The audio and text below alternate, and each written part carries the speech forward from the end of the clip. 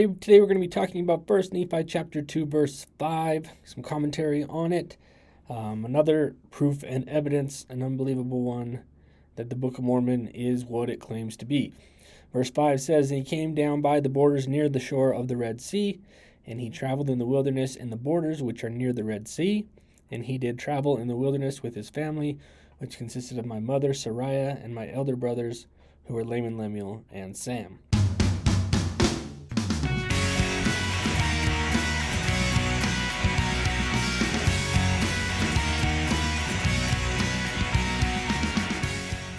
As always, the opinions expressed in this video are my own personal opinions and not that of the church or any of its leaders. Some people may or may not know that this text has been changed over the years a few different times, and we'll look at the changes, where they came, the purpose of them, who did them, and if they were justified. Okay, the text in our Book of Mormon today reads, "And he came down by the borders near the shore of the Red Sea. And he traveled in the wilderness in the borders which are nearer the Red Sea." The printer's manuscript, the oldest text we have of the Book of Mormon, "And he came down by the borders near the shore of the Red Sea, and he traveled in the wilderness in the borders which was nearer the Red Sea." We're going to be looking at which was nearer the Red Sea, where our text today says which are nearer the Red Sea. Let's look at the different changes we've had of this verse. The original printer's manuscript, you'll see down here at the bottom, says "in the borders which was nearer the Red Sea." But during the printing of the Book of Mormon, Joseph Smith went through the Book of Mormon and made some grammatical updates and some spelling updates and some updates to try to make it a little bit easier to read. Just that it would flow better a little bit. He was already getting ridiculed for how poor his writing was and how poor the English in the Book of Mormon was. He changed it to say from which was nearer the Red Sea to the borders which were nearer the Red Sea.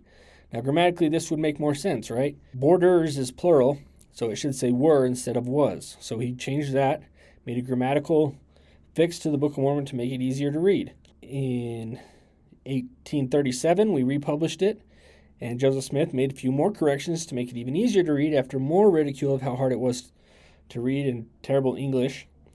Now it said, "in the borders which are nearer the Red Sea." The borders haven't moved, so it's not a past tense, it's a present tense. So it's still a plural word, borders, so they are nearer the Red Sea. In 1841, there was an English translation made for this country of England. In that edition, it was basically transcribed from the regular edition, and in the England edition, it's changed just sloppily from which are nearer the Red Sea to which are near the Red Sea. Well, then in 1852, England updated that version and changed it back to "in the borders which are nearer the Red Sea." So that's where we're at now. We're back to nearer the Red Sea in our transcript today. With that being said, we've got the history, but what if the very first one was the correct one? "In the borders which was nearer the Red Sea." Well, how could that be the case? This study for me started listening to Hugh Nibley, who will give you little breadcrumbs of information and then let you spend weeks and weeks and weeks thinking and studying it. But he doesn't have time to go into it because he's trying to finish the lecture on the Book of Mormon. So here's what Nibley had to say. That should be capitalized because that's what that area has always been called, the Jabal, which means the borders.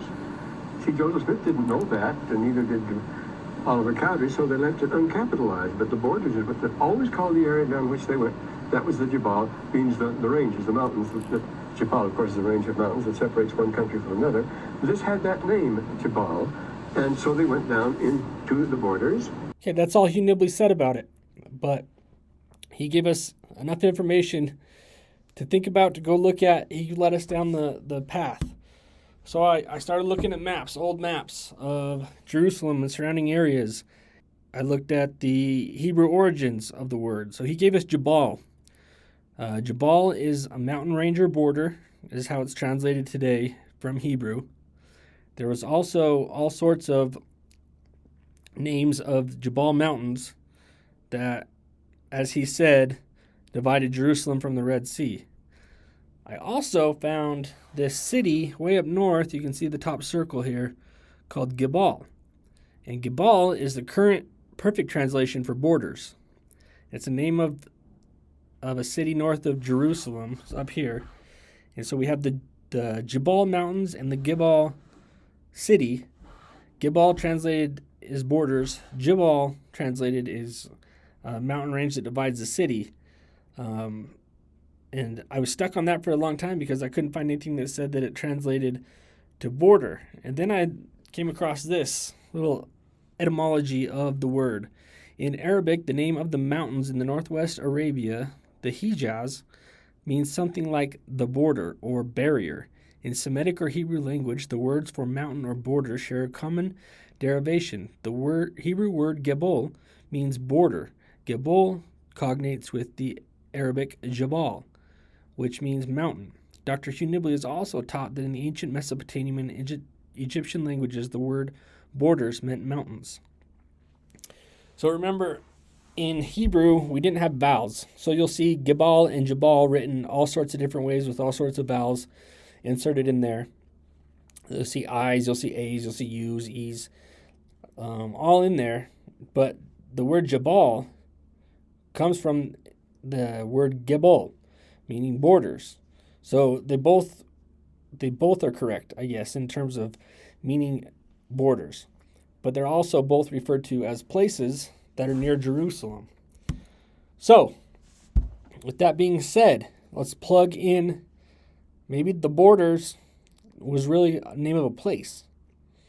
So when it came down by the borders or by the Jabal or by Jabal near the shore of the Red Sea, and he traveled in the wilderness in Jabal, which was nearer the Red Sea. And he did travel in the wilderness with his family, which consisted of my mother Sarai and my other brethren, which were Laman, Lemuel, and Sam. If the borders is a translation of the name of a place, then it goes from plural to singular. If it goes from plural to singular, then was is the correct word to use there and not were. Joseph Smith obviously didn't know that the borders was the name of a place. We see that this could be interchanged for the place that was called Jabal, and then all of a sudden everything makes sense and the original translation becomes the most correct translation. The other thing to think about is think about the way Nephi started the book. Go back and watch my video on verse 1. He said, I, Nephi, having been born of goodly parents. Nephi means goodly. And he said, I, Nephi, having been born of goodly parents. He used to play on words. Well, what if as he's starting this, what we know as the second chapter, what he knows as the kind of second idea that he is describing now, he's beginning to talk about this journey. He begins now this journey with the same type of wordplay. Maybe he said, and he came down by the borders near the shore of the Red Sea, and he traveled in the wilderness in Jabal, which was near the Red Sea. So maybe he's saying we were down by the borders and then we traveled in the wilderness in Jabal, which actually means borders, which was near the Red Sea. So this would be very much in line with Hebrew writing to use this type of wordplay at the beginning of a thought. And it's very possible that if we just change the second borders to Jabal, that changes the word back to was to the original manuscript and gives us a new Hebrew wordplay to begin Nephi's second idea. So you decide. It doesn't change anything about the Book of Mormon. It just goes to help build my testimony that this was translated not by Joseph Smith, because he would have known that that was Jabal. He wouldn't have changed his word was to were, but by the gift and power of God, and it was the most correct book of any book on earth, according to Jesus Christ himself.